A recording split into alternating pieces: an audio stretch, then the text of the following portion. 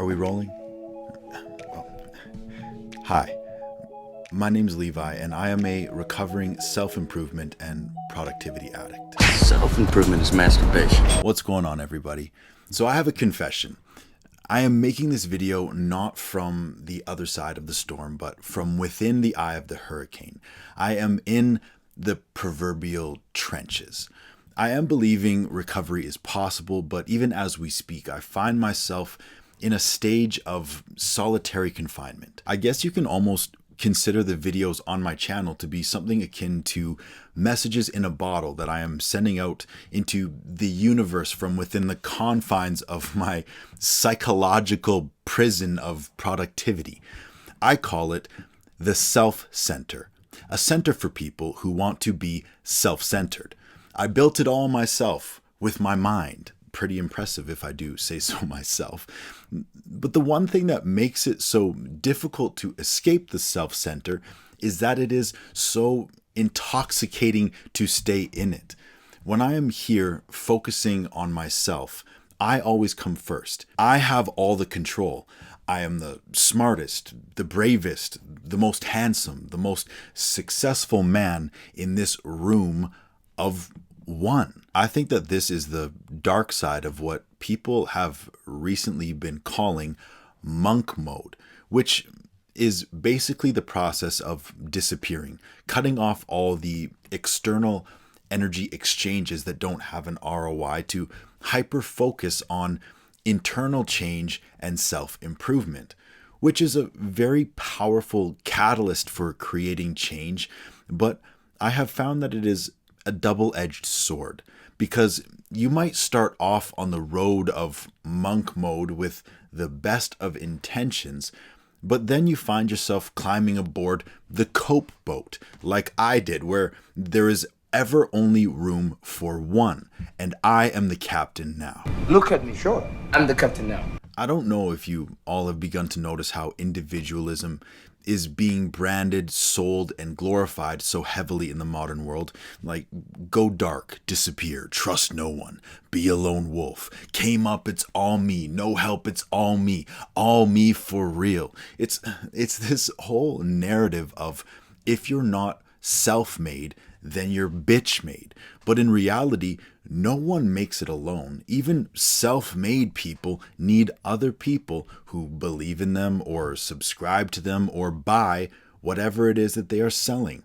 There is an ancient proverb that says, if you want to go fast, go alone. But if you want to go far, go together. And I think that this is such an important concept because life is a marathon. It is not a sprint. Isolation and individualism may feel like it's getting you ahead for a moment, but at what cost?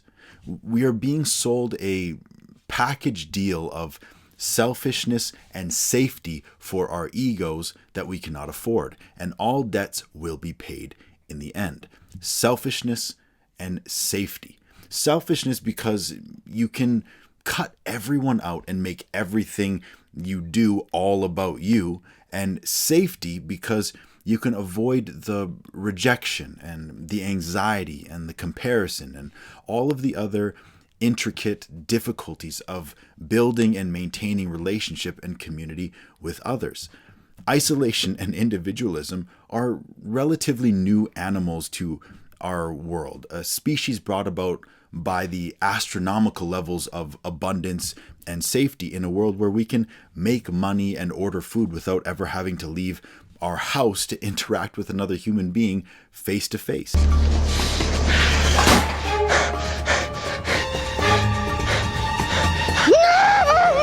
From a survival and evolutionary standpoint, this type of isolation would have made you exit the gene pool pretty quick. Out of the pool, let's go. I think we need to ask ourselves, is self-improvement truly improving us? Is it helping us show up more effectively in our relationships? Are we feeling a greater sense of meaning and purpose in life? Or are we addicted to chasing these moving goalposts, fueling ourselves with shame and guilt, living as slaves to compulsive productivity, trying to gain enough success or validation to fill the bottomless pit of our sense of inadequacy. Not to say that consistent movement and growth and evolution and desire to make a difference in the world are bad things. Those are beautiful things. In fact, I think that if you are not growing, then you are dying. But I think it's also important to consider our motives and also what the foundation of what we are building is being built on.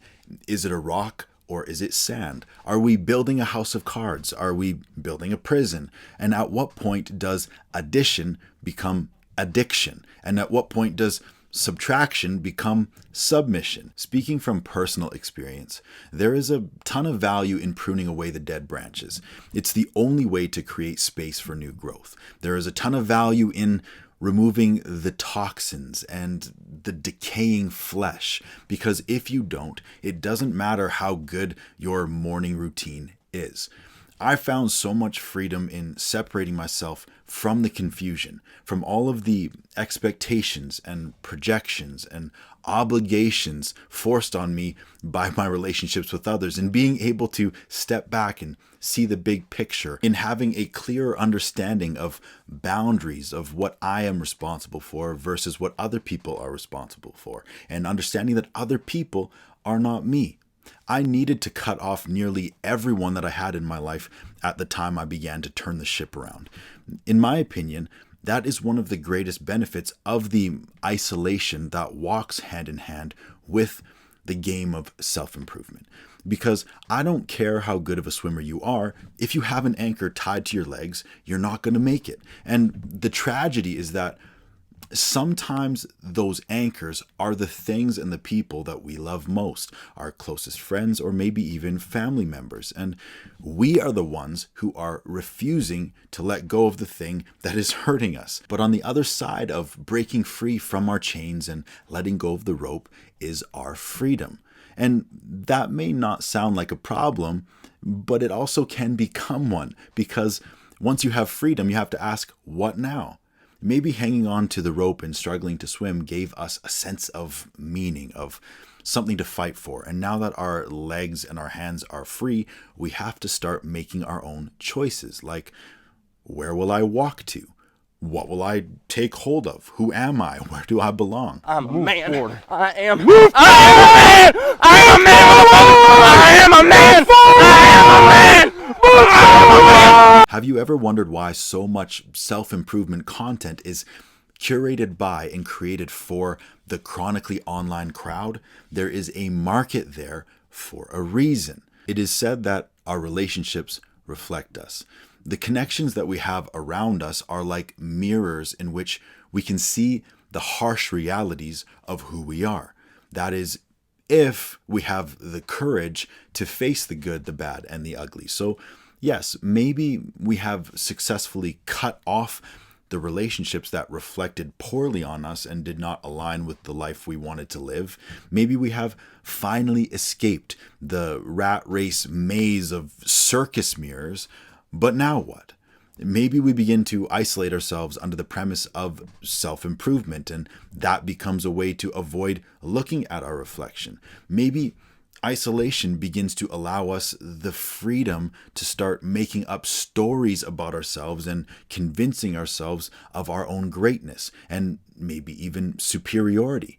In isolation, we can avoid our desire for acceptance and validation. We can avoid our fear of rejection. We can avoid social anxiety. We can put on the mask of perfection that we have been crafting so carefully in the corner of our room, a mask that we will never let anyone else get close enough to see behind. For example, maybe we tell ourselves a story about how much more patient and disciplined and stoic we have become. We are now living drama-free, and we ensure our daily routine is on point. Cold showers, green juice, getting jacked at the gym, keeping our house in pristine aesthetic condition. But then, when we are faced with being cut off in traffic, we fly into a road rage. Not so stoic and evolved now, huh? You're not that guy, pal. Trust me. You're not that guy. Or we read books about boundaries and red flags, and we tell ourselves a story about how we finally know our worth. But then we go back out into the dating world and find ourselves repeating the same lessons and throwing in the towel yet again and blaming everyone else for it. It is easy to play the hero in isolation, in an environment where we can exercise absolute control. In our little bubble of productivity and self-love, we can feel safe because it is a dictatorship where we have all the power. No one man should have all that power. Because our reflections are revealed when we can't control what other people say and do with their free will. So maybe to cope with that, we begin to give up on other people altogether. So maybe self-improvement leads to control issues. I don't know about you, but I know I relate to this to some degree. Furthermore, we are told things like you are the summation of the 5 people in your circle. And while there is truth to that statement, once your ego gets involved, it can start to twist and contort into something very insidious. If your main focus for self-improvement is based in materialism and status, you will begin to stop seeing other people as human beings and instead as opportunities and objects to use and leverage. You begin to run the risk of only seeing people for what they can give you. So maybe a lot of self-improvement content can begin to feed into a very narcissistic view of relationships. All of this self-improvement and self-development and self-help and self-care and self-love, at what point does it all just become selfish and self-centered? Does it all not just tend to walk a fine line towards a hyperfixation with our own noses until we can't see past them? We stop being able to make room for others, to stop and even smell the roses. All we can do is grind. We stop being able to be present because we are always thinking about what's next. We are always thinking about what it could be or should be, to the point where we struggle to appreciate what is. We become hyper-fixated on our flaws and anxieties and all the things that we are not and all the things we need to fix. We start seeing ourselves as a project, as a problem to be solved. We end up convincing ourselves that if we can just achieve that next goal, or buy that next course, or make X amount of money, or look a certain way, then we will have the answer. Then we will understand what's wrong. Then we will finally be enough. But the problem is that no amount of validation or achievement will ever be enough if we cannot self-validate. People who objectively have it all often confess that they are still unhappy because it is never enough. Even if you did build fame and fortune, even if you had millions of people validating you, if you can't validate yourself, it doesn't matter, it won't be enough. No external source can ever satisfy an internal leak. When we constantly need more, it's because we lack something. When we give more, it's because we have something. So the more that I need, the less that I am.